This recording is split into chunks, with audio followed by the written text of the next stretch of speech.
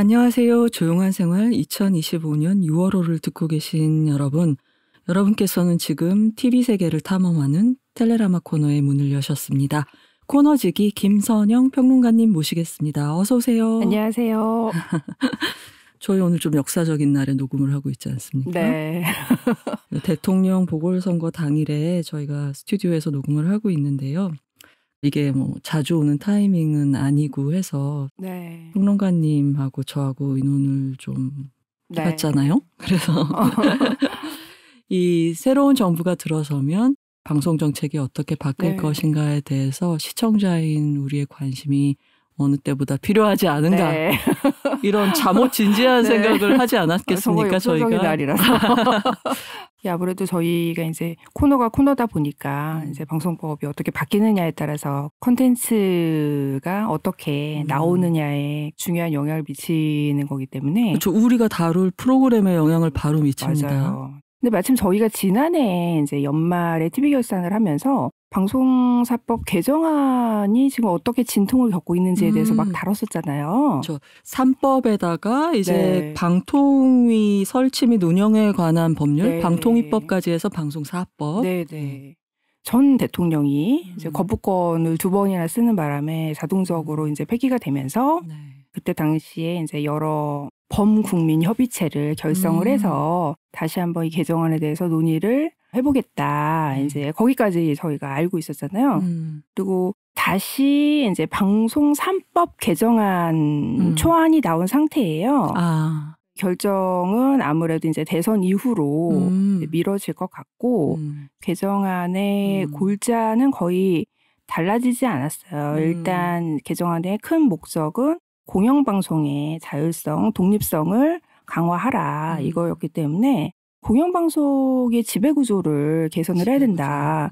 즉 여야가 아무런 법적 근거 없이 나눠먹기식으로 이사를 추천을 하는데 시민단체라든지 학계라든지 전문가들, 그러니까 주체를 좀 다양화를 해서 자율성을 보장하고 전문성도 강화하자. 그러니까 추천 주체를 다양하게 만들자. 그렇죠. 네. 그러니까 무슨 법적 근거로 여당과 야당 그런 권리를 갖느냐. 그렇죠. 그리고 지금 이사진 수도 부족하니까 이사진 수를 늘리고 기존보다 이제 정치권의 참여 비중을 좀 낮추고 다양한 전문가들을 그 안에 넣자. 이게 이제 중요 골자예요.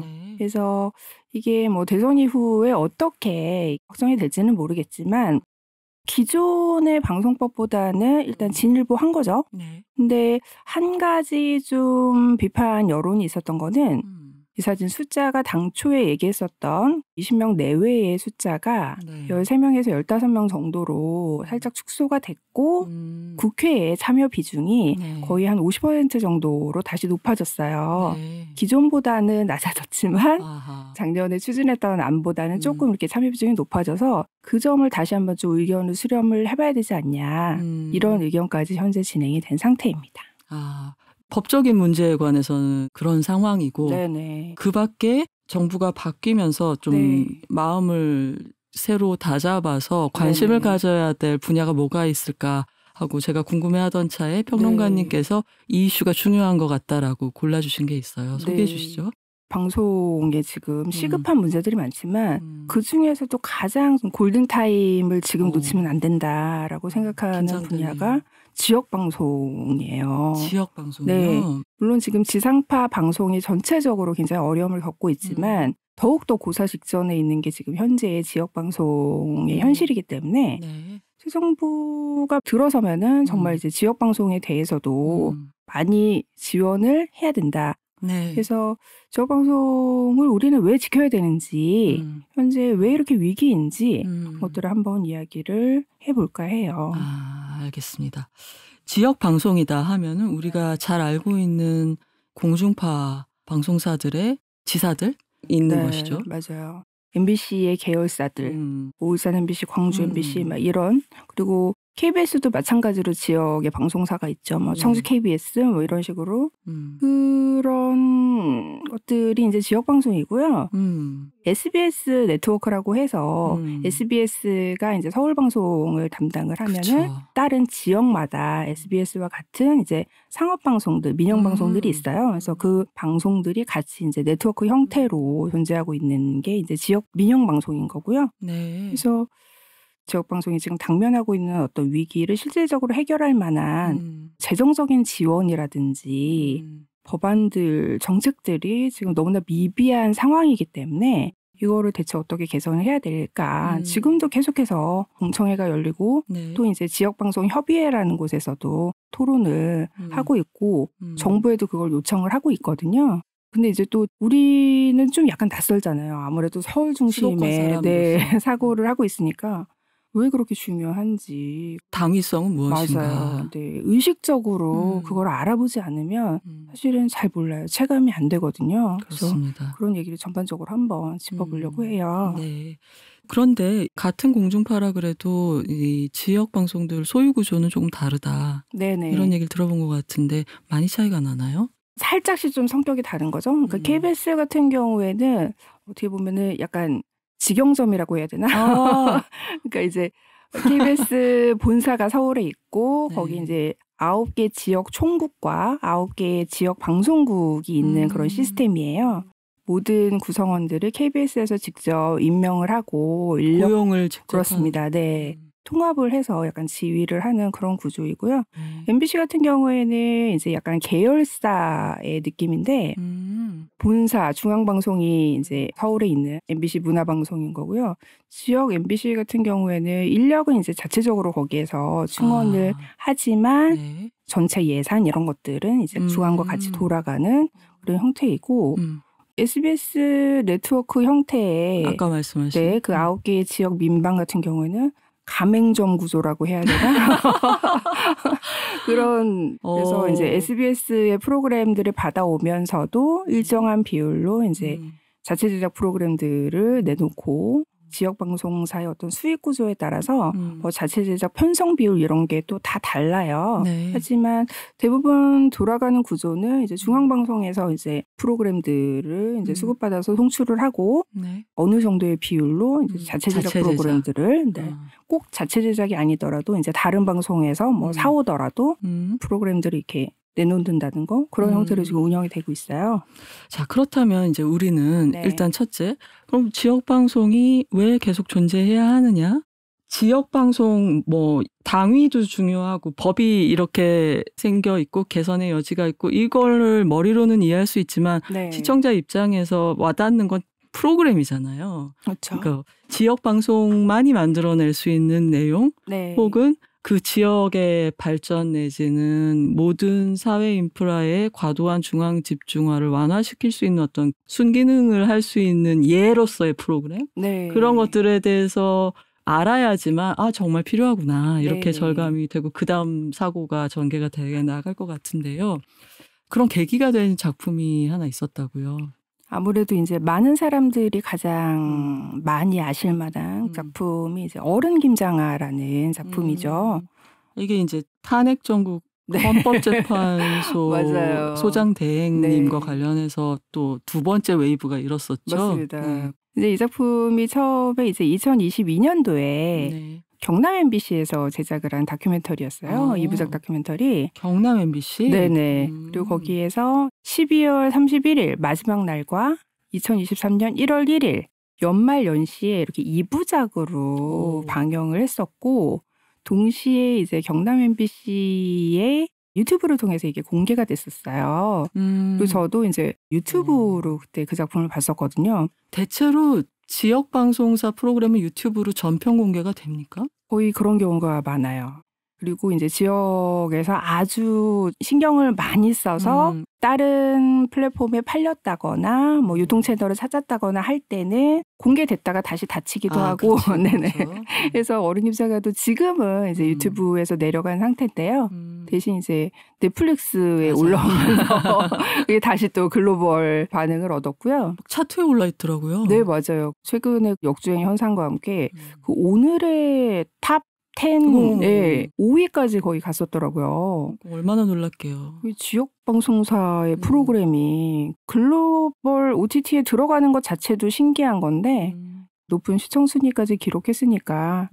그리고 이거는 그때 공개됐을 때 굉장히 화제성이 좋아서 백상예술대상에 이제 지역 방송사 프로그램으로서는 최초로 교양작품상을 수상을 했었거든요. 그랬군요. 제가 알기로는 이제 후보에 오른 것도 처음이라고 하더라고요. 오, 그러면 그냥 한 단계에 놀라운 게 아니라 그냥 한 번에. 네, 동시에. 네. 그래서 백상예술대상에서 수상을 하고 난 다음에 넷플릭스에 이제 납품이 된 거고요. 그러고서도 이렇게 화제가 계속 되니까 그해 11월 달에 아예 극장 개봉을 했죠. 맞아요. 이 작품 같은 경우에는 처음에 나왔을 때 초기의 반응은 휴먼 다큐멘터리의 어떤 새로운 지평이다. 이런 어떤 작품성에 대한 이야기가 있었고 또 평의 핵심은 김장하라는 거인의 생애. 사람들이 어떤 표현을 쓰냐면 이분이 걸어다니는 사회보장제도다라고 이야기를 할 정도로 경남 진주에서는 이미 굉장히 유명하신 그러니까 지역사회의 어떤 시민단체의 성장이라든지 역사, 문화, 교육 어느 한 군데에서도 이 김장하 선생의 손길이 닿지 않는 곳이 없을 정도로 본인의 자원을 직접 투자를 하셔가지고 지원을 해주셨죠. 그래서 문영배 전 헌법재판소장 대 그분이 이제 유명해진 게 김장하 장학생으로 유명해진 거잖아요. 그 작품에도 등장을 하시고. 맞습니다. 그럼에도 불구하고 김장하 선생이 한 번도 어떤 매체의 모습을 드러내지 않았고 인터뷰도 하지 않았기 때문에 지역사회에서는 이미 유명하지만 이런 전국구적 인지도는 없었던 그런 상황. 네. 그러면은 이게 구상, 기획 자체가 지역 방송이기 때문에 이런 분이 계시다는 걸 발굴해낼 수 있었고 그렇죠. 취재도 할 수 있었고 맞습니다. 여기서 이제 지역 방송이 기여할 수 있는 부분이 맞아요. 어른 김장하에서 보인다는 말씀이신 거죠. 그러니까 그때 당시에 이제 어떤 김장하 선생님의 위대한 생애나 휴먼 다큐멘터리로서의 새로운 지평 이런 측면에서 이야기를 했는데 막상 어떤 지역 방송사적 의의에 대해서는 그렇게 많이 평가를 받지 못했어요.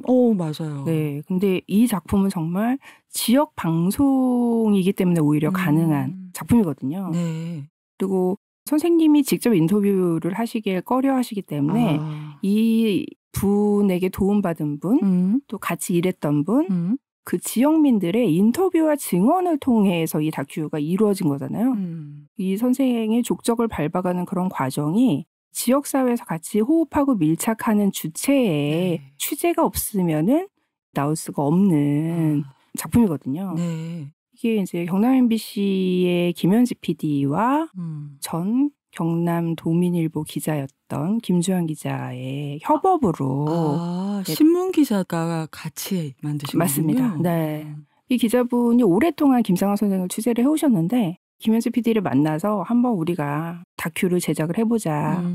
협업을 하면서 이제 개소 선생님을 찾아가서 그리고 이제 주변 사람들의 이야기를 통하고 이래서 이제 만들어낸 다큐인데 그래서 이게 지역 신문과 지역 방송의 성공적인 협업 사례로도 굉장히 또 의미가 있는 그런 작품이고요. 그리고 이 김장하 선생의 모든 이야기가 지역사회의 지역 정체성을 지키기 위해서 걸어오신 그런 족적의 흔적이기 때문에 지역사회의 지역민으로서의 정체성이라는 게 얼마나 중요한 것인가 그 작품을 보면은 계속 느낄 수가 있거든요. 그러니까 그분이 훌륭한 분이다. 굉장히 인품이 덕이 높으시다. 이걸 넘어서서 맞습니다. 방향성이 있단 말씀이시죠. 이분의 어떤 보편적인 인류의 이런 것들에 대해서 많이 상찬을 하지만 사실은 핵심이라고 할 수 있는 거는 이 한 분이 어떻게 선한 영향력으로 각각의 수많은 흩어져 있는 사람들의 연결고리를 만들었는가라는 점이 이 다큐의 핵심이거든요. 그리고 이것이 좋은 시너지 효과를 내서 많은 사람들에게 감동을 주었기 때문에 우리가 지역 방송사에서도 얼마든지 성공적인 작품이 나올 수가 있고 숨은 보석 같은 프로그램들이 많구나. 그걸 좀 깨닫게 된 사례라고 할 수 있죠. 그러니까 이제 얼마나 많은 이야기가 수도권 집중 현상 때문에 들려지지 않고 각 지역에 있을 것이며 그런 이야기가 발굴됨으로써 문화의 균형을 잡는 것도 있고 네. 지역 발전과 그다음에 네. 지역만의 스토리 네. 이런 것들이 맞물려 있는 거잖아요. 그렇죠. 그러니까 우리가 정말 계속해서 수도권 중심의 이야기만 보다가 지역 작품을 통해서 우리는 같이 살아 숨쉬는 다양한 삶이 있다라는 느낌을 받게 되는 거죠. 생생하게 느낄 수가 있는 거죠. 기타 등등의 지역이 네. 아니라 왜 이런 문제는 되게 많이 얘기되잖아요. 네. 같은 재해가 일어나도 수도권에서 일어난 그것과 네네 맞아요. 이제 지역에서 일어난 거에 미디어가 대하는 태도, 빈도 네. 이런 게 너무나 차이가 난다라는 맞습니다. 문제 지적이 굉장히 많잖아요. 네네네. 여러 가지 생각이 드네요. 네. 자, 그러면은 일단 현재 상황은 많이 어려운 상태라고 해도 되는 걸까요? 지역 방송들이? 지난해 저희가 이제 지상파 방송사의 위기에 대해서 이야기를 할 때 네. 수익 매출이 그쵸. 점점 급감하고 있다. 광고 수익 얘기를 주로 하죠. 여러 가지 뭐 위기 배경이 있겠지만은 아무래도 뭐 글로벌 OTT라든지 뉴미디어 플랫폼 이런 다매체 환경이 굉장히 큰 영향을 미쳤고 네. 그러한 지상파의 계열사로 있는 지역 방송이기 때문에 그 어려운 환경에서 같이 이제 더 쪼들릴 수밖에 없는 거고 지상파의 프로그램들이 그동안 이제 웨이브에 많이 납품이 됐었잖아요. 그렇죠. 최근에는 뭐 티빙에도 올라가고 넷플릭스에도 올라가고 이러면서 더 이상 지역 방송의 채널을 통해서만 볼 수 있는 번역성? 네, 그렇습니다. 그런 게 약화된 거죠. 뭐 지역 방송을 통해서가 아니라 우리는 그냥 인터넷 가입만 하면은 언제 어디서든 이렇게 접속해서 볼 수가 있는 거고 그거는 지역 방송의 힘이라고 할 수 있는 것들이 완전히 약화되는 거니까 그게 굉장히 많은 타격을 받았고요. 또 하나는